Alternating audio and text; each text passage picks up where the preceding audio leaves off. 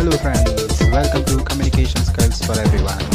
In this channel, you're going to learn English language skills, personality development, vocabulary, and all-round development. Hi, today let's learn after 20 years summary. Actually, this story is adapted from the great works of O. Henry. We know O. Henry's real name is William Sidney Porter. So, actually, in the story, this incident takes place on a dark, windy New York City business avenue where a policeman discovers a man stands in a dark doorway. The policeman on the beat moved up the avenue impressively. The time was barely 10 o'clock at night, but the chilly gusts of wind with a taste of rain in them had left the streets empty and deserted. When about midway of it set in black, the policeman suddenly slowed his walk. A man was leaning in a doorway of a darkened hardware store with an unlighted cigar in his mouth. As the policeman walked up to him, the man quickly explained that he was waiting there for a friend.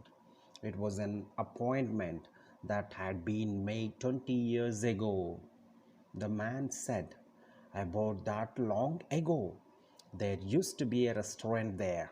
It had been called Big Joe Brandy's restaurant."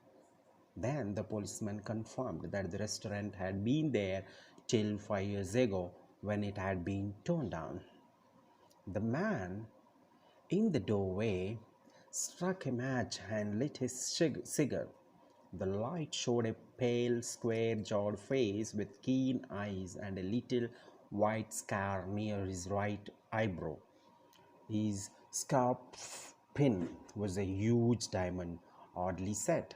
The man said that he had been dined at Big Joe Brandy's restaurant exactly 20 years ago with Jimmy Wells, his best chum.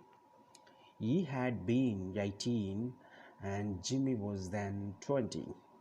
He was to start for the West to make his fortune, while one couldn't have dragged Jimmy out of New York.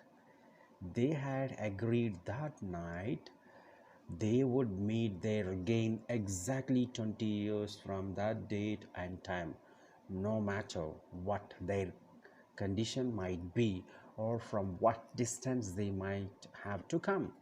The policeman found the incident quite interesting and asked him if he had heard from his friend since he had left. The man replied that they had indeed corresponded for a time, but after a year or two had lost track of each other. But he was sure Jimmy would meet him there if he was alive, for he had always been the truest, staunchest old chap in the world.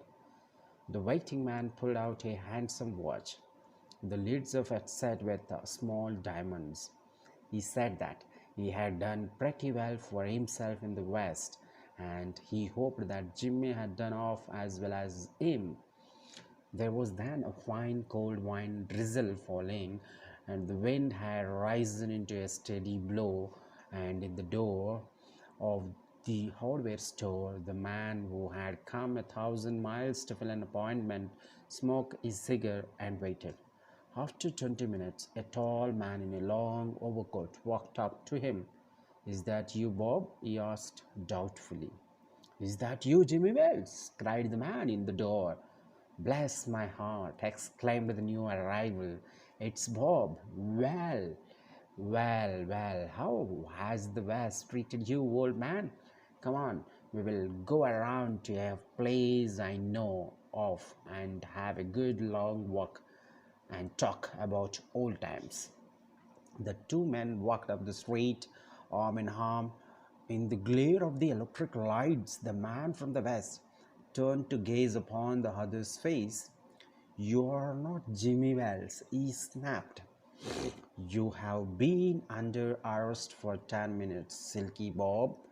Now, before we go to the station, here is a note I was asked to hand you. It's from Patrolman Wells."